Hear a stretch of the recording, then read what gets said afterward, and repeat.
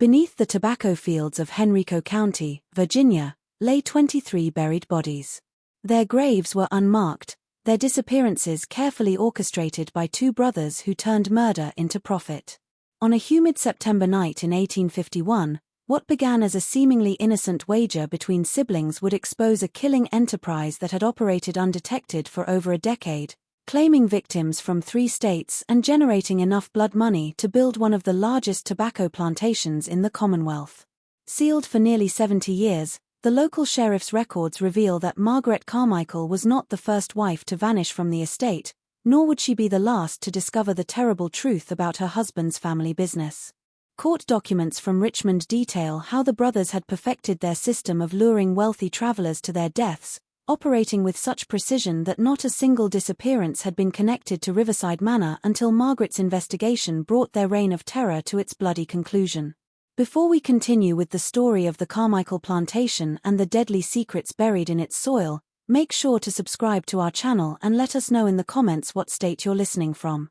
We love hearing from our community of mystery lovers across America. An unusual chill came to Central Virginia in the autumn of 1851, setting the stage for events that would forever stain the reputation of one of the region's most prominent tobacco-growing families and expose a pattern of calculated murder that had gone undetected for more than 12 years. Stretching across rolling hills dotted with plantation houses was Henrico County, their white columns gleaming against fields of golden tobacco leaves ready for harvest. During the tobacco boom of the 1840s, the region had prospered, with wealthy planters building grand estates along the James River and establishing trade routes that connected Virginia's agricultural heart to markets in Richmond, Petersburg, and beyond. A complex network of traveling merchants, tobacco buyers, and financial agents, who moved regularly between plantations carrying substantial sums of cash, was what the economy depended on, business conducted far from the oversight of urban authorities. Commanding nearly 2,000 acres along the James River, the Carmichael estate, known locally as Riverside Manor, was one of the largest tobacco operations between Richmond and Petersburg. The manor house itself stood 3 stories tall, built from local brick and Virginia pine with wraparound porches that caught the river breeze during the sweltering summer months. Massive oak trees, some over a century old, provided shade for the circular driveway where carriages regularly arrived carrying visitors from across the Commonwealth. 12 rooms were featured in the house, including a library lined with leather-bound volumes, a formal dining room capable of seating 16 guests, and 6 bedrooms decorated with furniture imported from Philadelphia and Baltimore. For the brothers' purposes, the plantation's location proved strategically perfect. Situated along the main thoroughfare connecting Richmond to Petersburg, it naturally attracted travelers seeking overnight accommodation. While also offering convenient disposal options for anything the brothers preferred to keep hidden from curious neighbors, the James River provided transportation for tobacco shipments. Dense woods bordered 3 sides of the property, ensuring privacy for activities that required discretion. Along with 47 enslaved workers and debts that threatened to destroy everything their family had built over 3 generations, brothers Edmund and Clayton Carmichael had inherited the estate from their father in 1839. A respected member of Virginia society, old Josiah Carmichael had served 2 terms in the state legislature and maintained friendships with prominent political figures throughout the Commonwealth. His sudden death from apoplexy in the spring of 1839 left his sons with a plantation that appeared prosperous but was actually hemorrhaging money due to poor crop prices and accumulated gambling debts. The calculating mind of a businessman was possessed by Edmund, the elder by 2 years, with dark hair and pale blue eyes that seemed to evaluate everything in terms of potential profit. Standing just over 6 feet tall, he carried himself with the rigid posture of a military officer, though he had never served in any capacity beyond the local militia. The social connections and financial knowledge that would prove essential to the brothers' future enterprises had been provided by his education at the College of William and Mary. A man capable of extraordinary charm when circumstances required it was revealed in Edmund's correspondence with Richmond bankers and Petersburg merchants, but also possessed of a coldness that unnerved even his closest business associates. The easy charm that made him popular among the county's social circles was how Clayton carried himself, particularly with the daughters of neighboring planters, who found his quick wit and handsome features irresistible. 2 years younger than Edmund, Clayton stood slightly shorter but with broader shoulders and the kind of infectious smile that could disarm suspicion and open doors throughout Virginia society. His reputation as a skilled horseman and enthusiastic participant in fox hunts had earned him invitations to the finest homes in central Virginia, providing valuable intelligence about wealthy travelers and their planned routes. A failing plantation had been transformed by them into one of Virginia's most profitable tobacco enterprises. Though few neighbors understood exactly how the brothers had managed such a remarkable turnaround, the transformation had begun in 1840 when the brothers started offering hospitality to travelers who appeared to possess substantial financial resources. What had initially seemed like traditional Southern hospitality gradually evolved into something far more sinister as the brothers discovered how easy it was to make wealthy strangers disappear without attracting unwanted attention from local authorities.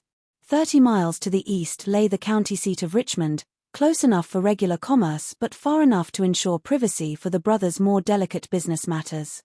A political appointee more interested in maintaining social harmony than investigating suspicious deaths, Sheriff Thomas Garrett had proven remarkably accommodating when the brothers occasionally needed official documentation to support their explanations for various disappearances.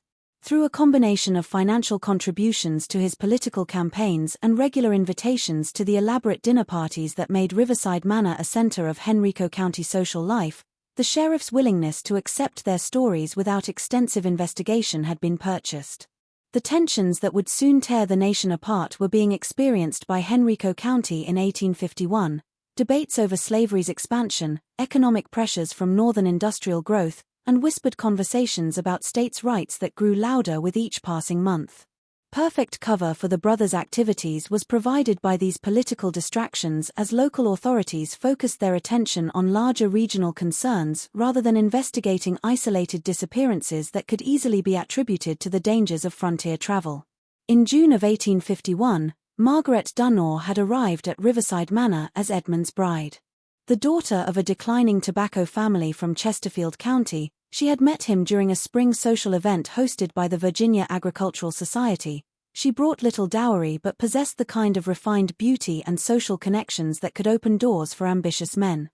Her auburn hair and green eyes had caught Edmund's attention immediately, but it was her quick wit and ability to navigate complex social situations that convinced him she would be the perfect wife for a man with secrets to protect. More extensive than typical for women of her social class was Margaret's education, thanks to a progressive aunt who had insisted on hiring private tutors to supplement her formal schooling. She spoke fluent French, had studied botany and natural history, and possessed a keen understanding of financial matters that her father had encouraged despite social conventions that discouraged such knowledge in women. These skills, intended to make her an accomplished hostess and conversation partner, would ultimately prove essential to her survival and eventual triumph over the Carmichael brothers. A grand affair attended by politicians from Richmond and plantation owners from across central Virginia had been the wedding. Governor John Floyd himself had offered a toast to the happy couple, while Richmond's most prominent merchants and bankers celebrated what they believed would be a union that strengthened Virginia's agricultural aristocracy. During those first months of marriage, Margaret had seemed genuinely happy, writing letters to her sister in Petersburg about the grandeur of her new home and the kindness of her brother-in-law Clayton, who had welcomed her into the family with an enthusiasm that some neighbors found almost excessive. Her initial impressions of Riverside Manor as a palace compared to our poor farm in Chesterfield were revealed in letters later discovered among Margaret's personal effects, which described elaborate dinner parties where the finest gentlemen in Virginia gathered to discuss politics and business while consuming the most exquisite wines and delicacies. She had been particularly impressed by the brothers' apparent wealth, noting that they seemed to possess resources far beyond what tobacco farming typically provided, even for the most successful planters. But by September, those closest to Margaret began to notice changes in her demeanor that suggested all was not well at Riverside Manor.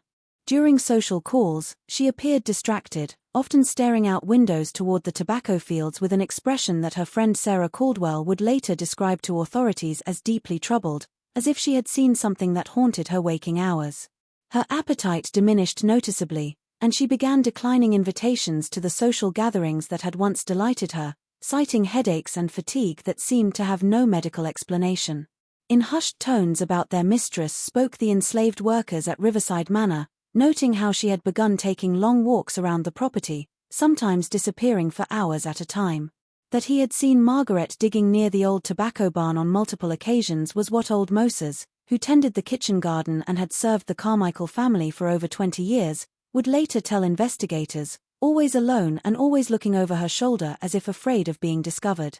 The workers had also noticed her asking unusual questions about the plantation's history, particularly about previous mistresses and guests who had visited in years past. Like many others at Riverside Manor, the evening of September 18, 1851 began with the three family members gathering for dinner in the grand dining room beneath a crystal chandelier imported from France during the plantation's more prosperous days. With the finest china and silver was how the table was set, reflecting the brothers' insistence on maintaining appearances even when conducting their darkest business. Casting dancing shadows across portraits of long-dead Carmichael ancestors who gazed down with expressions that seemed to disapprove of their descendants' activities, candles flickered in silver holders. Normally through the first three courses proceeded the meal, with conversation focusing on tobacco prices and political developments in Richmond. Clayton regaled them with gossip from his recent trip to Petersburg while Edmund discussed his plans for expanding the plantation's operations in the coming year. With her usual grace, Margaret participated in the conversation, though careful observers might have noticed a tension in her voice that suggested underlying anxiety about something more serious than social pleasantries. When Clayton, emboldened by several glasses of bourbon and apparently seeking to provoke some reaction from his increasingly distant sister-in-law, proposed what he called a gentleman's wager to his brother, the atmosphere changed dramatically. Like smoke from the candles hung the words in the air as Margaret set down her fork and stared at Clayton with growing alarm. "I wager," Clayton said, his voice carrying the lazy confidence of a man accustomed to getting his way, "that I can seduce your lovely wife within a fortnight, and she'll be begging me to take her away from this dreary plantation life." He raised his glass toward Margaret with a mock toast that sent bourbon sloshing over the rim. "No offense intended, my dear sister-in-law, but Edmund has always been rather predictable in matters of the heart. Perhaps a woman of your obvious intelligence and beauty requires more exciting companionship than my dear brother can provide." Like a physical blow struck the casual cruelty of the proposal.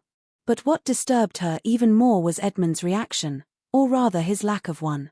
Studying his brother with the same calculating expression she had seen him use when negotiating tobacco prices with buyers from Richmond was what Edmund did instead of the explosive anger she expected from any decent husband. He leaned back in his chair.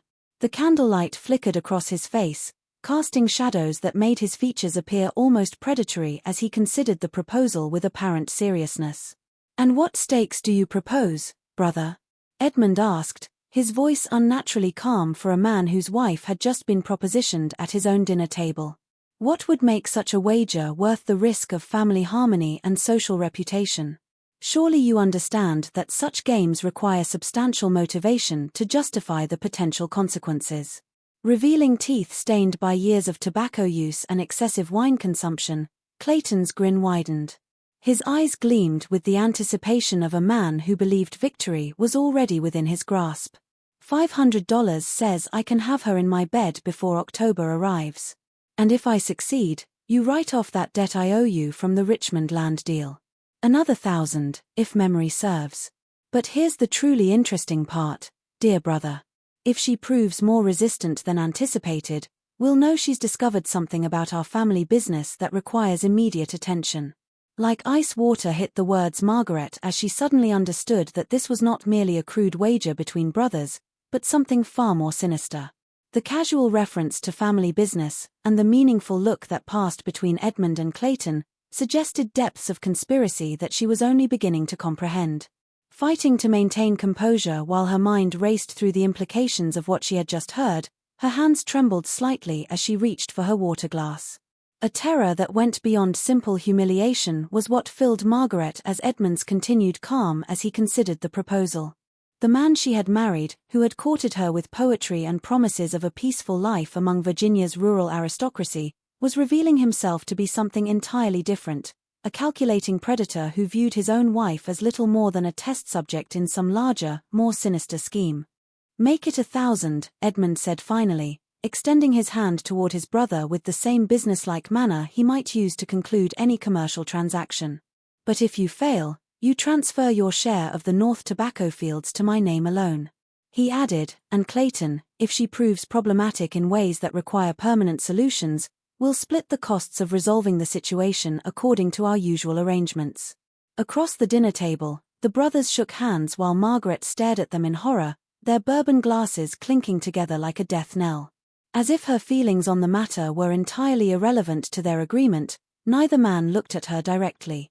A level of callousness that suggested this was not their first such conversation was revealed by the casual way they discussed her potential murder, for that was clearly what Edmund meant by permanent solutions.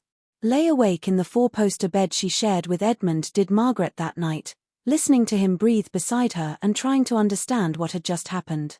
The man she had married seemed like a stranger, capable of wagering away her honor as casually as he might bet on a horse race, and apparently willing to countenance her murder if she became inconvenient. A cold fury that would only grow stronger in the days to come filled her with the realization that both brothers viewed her as an object to be won, lost, or disposed of.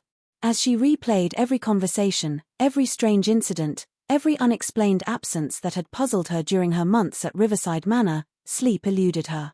The locked rooms that Edmund claimed contained nothing but old furniture, the workers who disappeared without explanation, the guests who arrived with fanfare but seemed to vanish without proper farewells, all of these mysteries took on new and terrifying significance in light of what she had just witnessed. With the subtlety of a man who had never been refused anything he truly wanted, over the next week, Clayton began his campaign of seduction.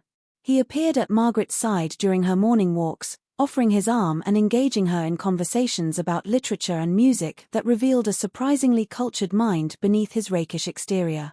His knowledge of poetry and philosophy suggested an education that matched her own, while his observations about art and architecture demonstrated travels that extended far beyond Virginia's borders.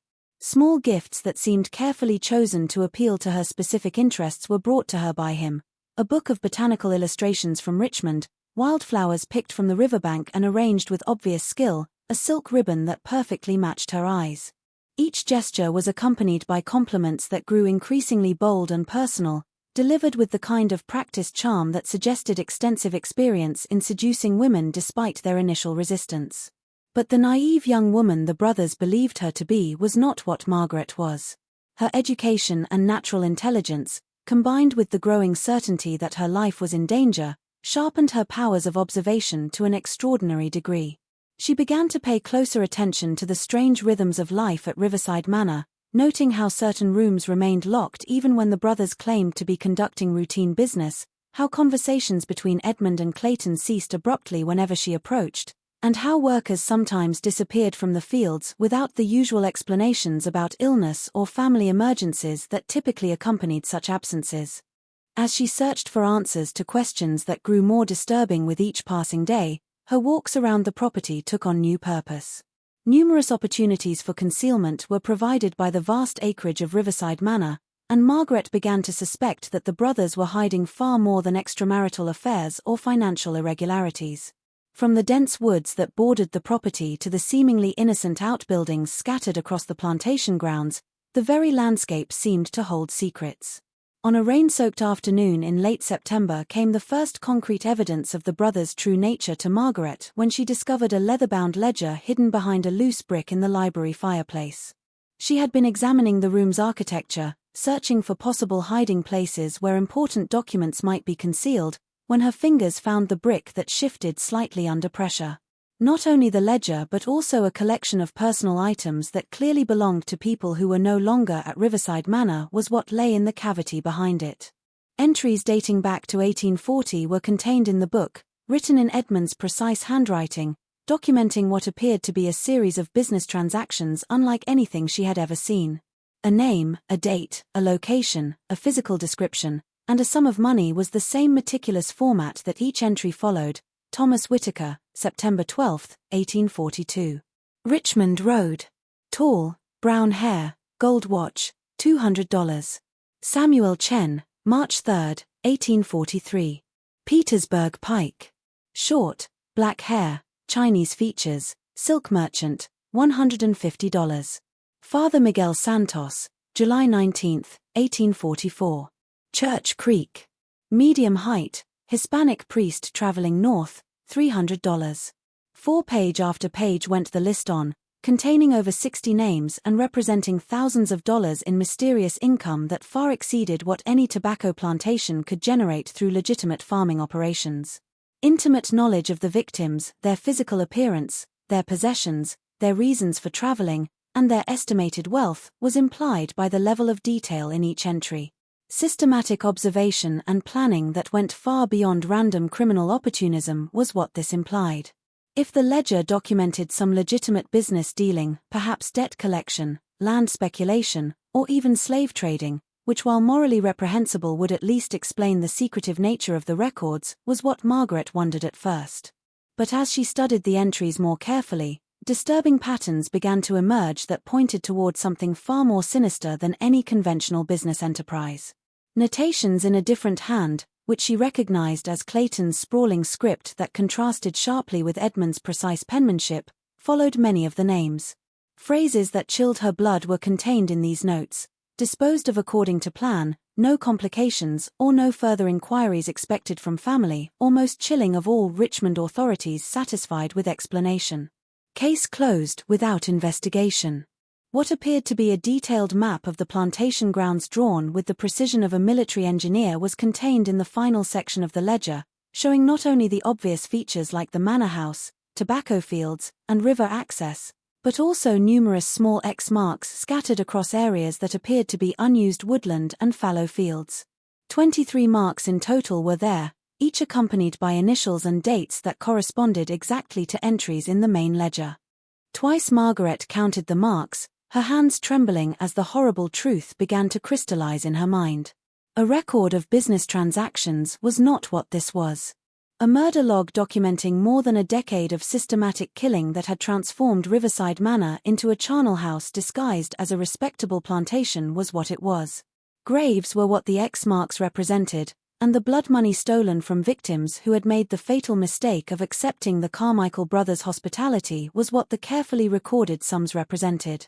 Additional evidence of the brothers' crimes was provided by the personal items hidden with the ledger: a woman's wedding ring engraved with initials that did not match any current residents of the plantation, a gold pocket watch bearing the name of a Philadelphia merchant, a silver crucifix that had obviously belonged to a Catholic priest, and a collection of coins from various states that suggested victims had come from across the region to meet their deaths at Riverside Manor.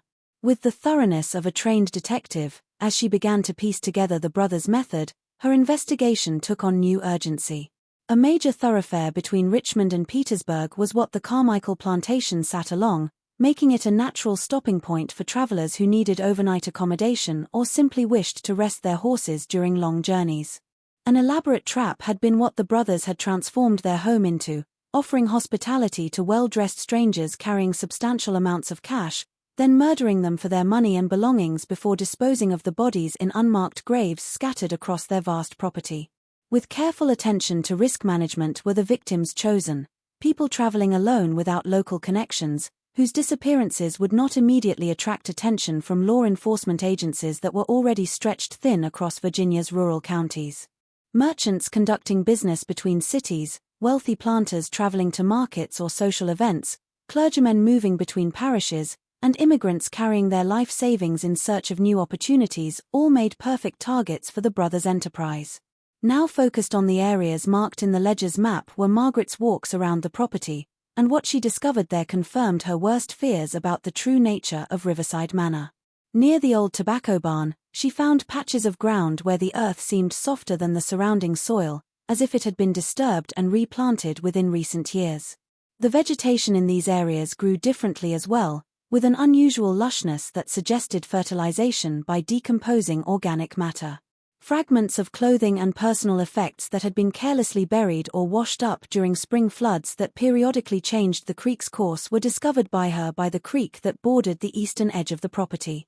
A brass button here, a piece of torn fabric there, a broken chain that had once held a pocket watch, small remnants of lives that had been snuffed out for profit and convenience. When she found what appeared to be a partially collapsed root cellar hidden among the trees near the property's northern boundary came the most disturbing discovery. obviously modified from its original purpose as food storage was the structure, with new drainage that led toward the creek and evidence of recent use that included tools for digging and chemicals that could accelerate decomposition. About its current function in the brothers' operation were Margaret's suspicions confirmed by the smell that emanated from the cellar on warm days. A terror that she struggled to hide from her husband and brother-in-law during their daily interactions was what filled Margaret with the realization that she was living among killers. But alongside the fear came a burning desire for justice and a growing understanding that she herself was in mortal danger. The wager between the brothers was not the innocent game of seduction she had initially believed. It was a test to determine whether she had discovered their secret and how best to silence her permanently. As October approached, Clayton's attempts at seduction became more aggressive and desperate, suggesting that he was under pressure to produce results within the time frame established by their wager. He cornered her in empty rooms with increasing frequency, pressing his attentions with a boldness that bordered on assault. But Margaret now understood that his interest in her was not romantic. He was trying to gauge how much she knew about the family business and whether she posed a threat that required elimination. A delicate dance of deception became every conversation as she tried to appear naive and unsuspecting while secretly gathering more evidence of the brothers' crimes. She learned to school her expressions and control her reactions, even when Clayton made comments that revealed his knowledge of events that should have been unknown to anyone except the victims and their killers. On the evening of September 30th came the breaking point when Margaret overheard a conversation between Edmund and Clayton in the library that removed any remaining doubt about the brothers' intentions toward both herself and their next victim. Hidden behind the partially open door, she listened as they discussed their plans with the casual efficiency of men who had repeated this process dozens of times over the course of more than a decade. The tobacco buyer from North Carolina sent word that he'll arrive next week with the full payment, Edmund said, his voice carrying the satisfied tone of a businessman discussing a profitable transaction. William Henley is his name, apparently quite successful in the Piedmont region. His letter indicates he'll be traveling with at least $3,000 in cash, possibly more if he's planning to make additional purchases on his return journey. Genuine amusement was held in Clayton's laugh as he contemplated their next victim. 3,000 would be our largest single take this year. More than enough to finance the expansion of the North Fields and still leave us with substantial reserves for winter expenses. October 7th, as he confirmed his arrival date, Edmund replied. He plans to inspect the tobacco on the 8th and complete the transaction the following day. That gives us 3 days to plan the details, though our usual approach should suffice for a lone traveler carrying that amount of cash. I've already confirmed with Sheriff Garrett that he'll be visiting family in Richmond that week, so we won't need to worry about unexpected official visits during the crucial period. Fighting back nausea as she listened to the brothers plan another murder with the same attention to detail they might bring to planning a dinner party, Margaret pressed herself against the wall. That local law enforcement was either complicit in the brothers' crimes or deliberately avoiding situations that might require them to investigate too closely was confirmed by the casual reference to Sheriff Garrett's convenient absence. This one should bring us enough to expand the North Field substantially, Edmund continued. Clayton, you'll handle the usual arrangements after dinner on the 8th. I assume we can count on your expertise with the nightcap preparation. We can't afford any mistakes with such a valuable guest. Of course, Clayton replied with the confidence of long practice, though, we should consider Margaret's situation soon. She's been asking too many questions about the locked rooms, and I noticed her near the old burial sites yesterday afternoon. Moses mentioned that she's been digging around the tobacco barn, apparently looking for something specific. The seduction approach isn't working as effectively as we anticipated. She's more intelligent than most women, and her education makes her naturally curious about things that don't concern her. No warmth was held in Edmund's laugh as he contemplated his wife's fate with the same cold calculation he applied to all his business decisions. Then we'll have to accelerate our timeline concerning dear Margaret. After we deal with the tobacco buyer, we'll arrange a suitable accident for our troublesome wife. Perhaps a fall from her horse during one of her beloved walks, or a tragic drowning in the river during an evening stroll. Accidents happen so frequently to curious wives who involve themselves in matters beyond their understanding. With the same professional detachment they brought to planning their other murders, the brothers discussed various methods for eliminating Margaret, evaluating the relative merits of different approaches based on factors like credibility, timing, and the likelihood of attracting unwanted attention from Margaret's family in Chesterfield County. Considerable thought to the problem she represented had clearly been given by them, and they had reached the conclusion that her death was not only inevitable but necessary for the continued success of their operation. Fighting back the urge to vomit as she listened to the brothers plan her murder with the same casual efficiency they brought to their other victims, Margaret pressed herself against the wall. That Edmund retained some genuine affection for her was what she had hoped against hope. But now she understood that she was simply another obstacle to be removed when convenient. A mask worn by a calculating killer who viewed human life as nothing more than a commodity to be exploited for profit was what the man who had courted her with poetry and promises of happiness had never existed. He was simply. With discussion of practical details that revealed the brothers' extensive experience in making people disappear without attracting unwanted attention, the conversation continued. Their methods had clearly been refined over the years, learning from mistakes and developing procedures that minimized risk while maximizing profit. Their success had made them confident to the point of arrogance, apparently believing that their wealth and social connections made them untouchable by local authorities who depended on their political support and financial contributions. But as Margaret listened to them plan her death, she realized that their confidence might also be their weakness. So accustomed to success had the brothers grown that they had become careless in certain ways, assuming that their victims would remain passive and accept their fate without resistance. That Margaret's education and intelligence would enable her to uncover their secrets had not been anticipated by them, nor had they considered the possibility that a woman might be capable of fighting back with methods as ruthless as their own. That would change everything and set in motion events that would bring the brothers' reign of terror to a bloody conclusion was the decision made by Margaret that night. She could not flee, Edmund controlled all their finances, and a woman traveling alone in 1851 would attract exactly the kind of attention she needed to avoid while also being vulnerable to the same predators who had claimed so many other victims. She could not seek help from local authorities. The brothers' wealth and political connections in Henrico County ran too deep for her accusations to be believed without substantial proof, and Sheriff Garrett's complicity meant that approaching law enforcement would likely result in her immediate elimination. To turn the brothers' own methods against them, using their confidence and assumptions about feminine helplessness to catch them off guard, was her only option. If she was going to die at Riverside Manor, she would not go quietly, and she would ensure that justice was served, even if she did not survive to see it. By studying the local flora during her walks with the systematic approach of a natural scientist, Margaret began her preparation, focusing on plants that grew wild around the plantation and could serve her deadly purpose. Extensive botany knowledge had been included in her education that she now applied toward understanding which native species contained toxins powerful enough to kill grown men. Several species of highly toxic plants were contained in Virginia's woods and fields, including water hemlock, which grew abundantly near the creek, deadly nightshade, which flourished in the shaded areas beneath the old oak trees, and pokeweed, whose roots contained concentrated poisons that could be extracted through careful preparation. From her botanical texts, Margaret learned that water hemlock was considered one of the most poisonous plants in North America, containing cyclotoxin that attacked the nervous system and caused death through respiratory failure. The highest concentration of poison was contained in the plant's roots, and a colorless, nearly odorless liquid that could be easily added to food or drink without detection could be created by the toxin through a process of grinding and boiling. In a journal that she hid beneath a loose floorboard in her bedroom, she also began to document everything she had learned about the brothers' crimes, writing detailed accounts.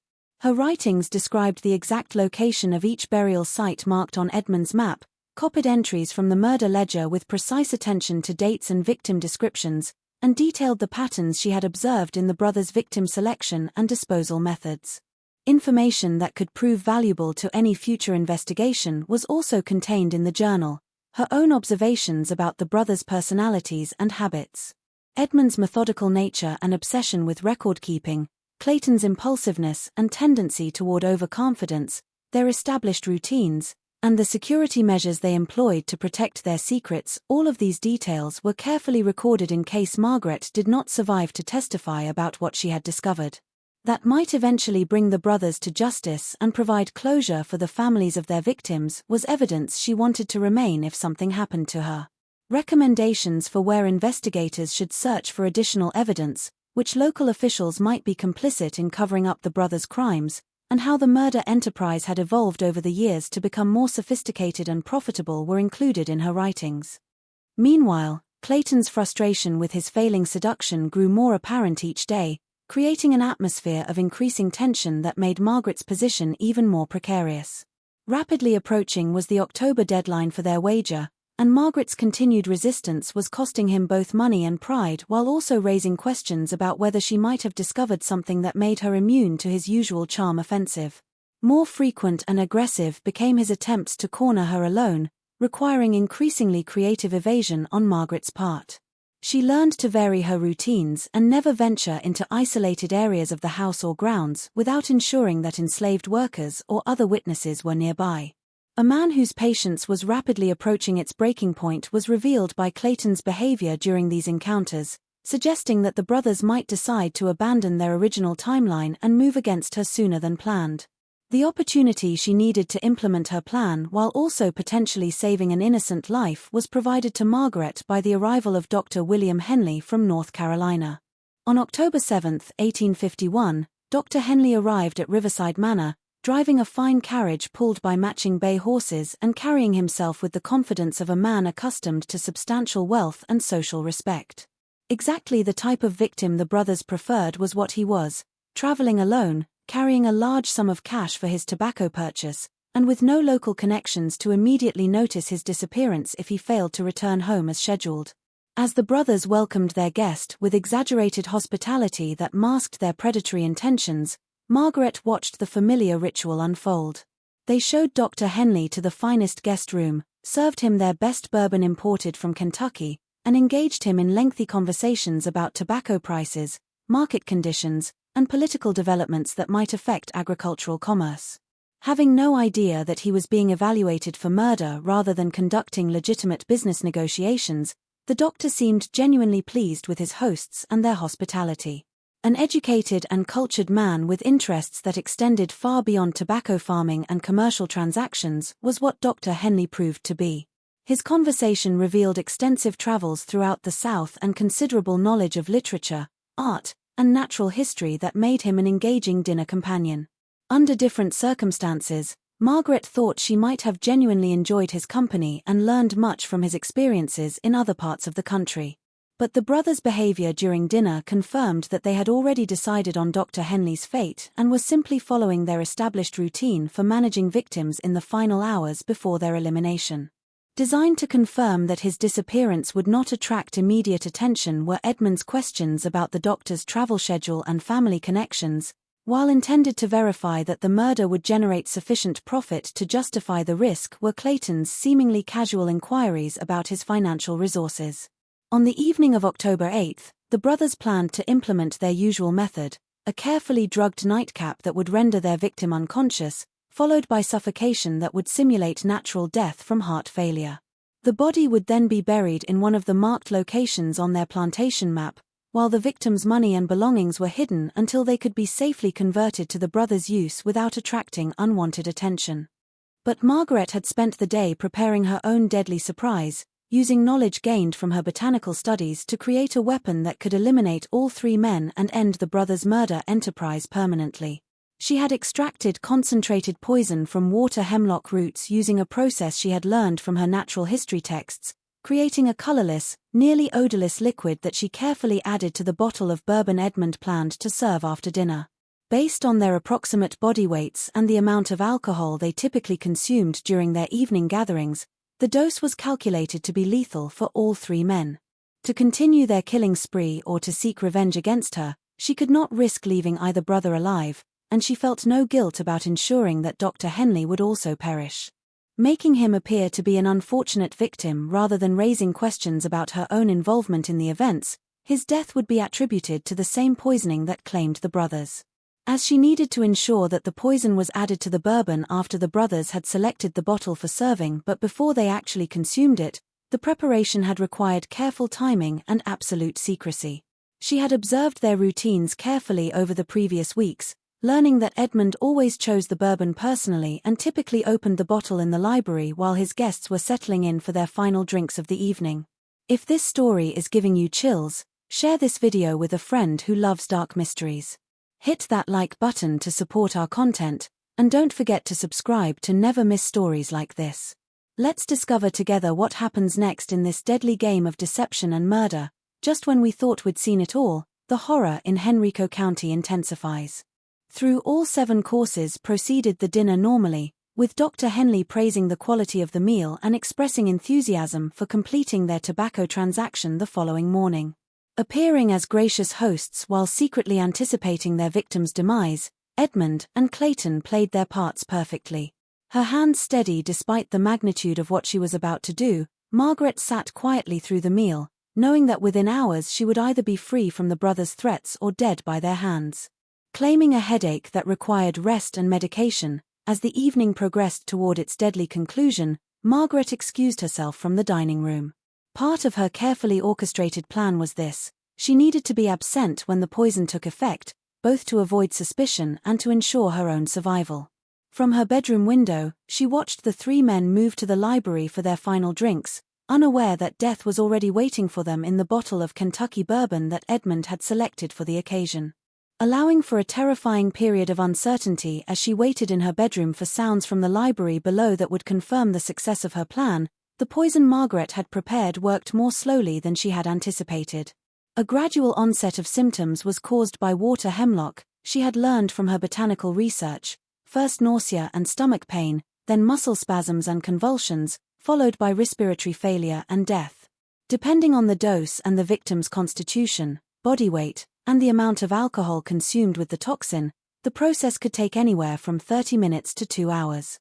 Watching the library windows for signs of distress while listening for any sounds that might indicate her plan was working, Margaret sat by her bedroom window as dawn broke. Unusually quiet was the autumn night, with only the distant sound of the James River and the occasional call of a nightbird to break the silence that seemed to press against the house like a living thing. At 11 o'clock, when the clock in the hallway chimed, Margaret heard the first signs that her plan was beginning to work. Raised voices from the library followed by the sound of a chair being overturned and glass breaking. Dr. Henley's voice could be heard, asking if anyone else felt unwell, his tone shifting from mild concern to genuine alarm as the brothers began experiencing symptoms that clearly indicated something was seriously wrong. What are your thoughts on this story? Do you believe everything was brought to light, or could there be more victims we'll never know about? Leave your comment down below. If you enjoyed this tale and want more horror stories like this one, make sure to subscribe, hit the notification bell, and share it with someone who loves a good mystery. I'll see you in the next video.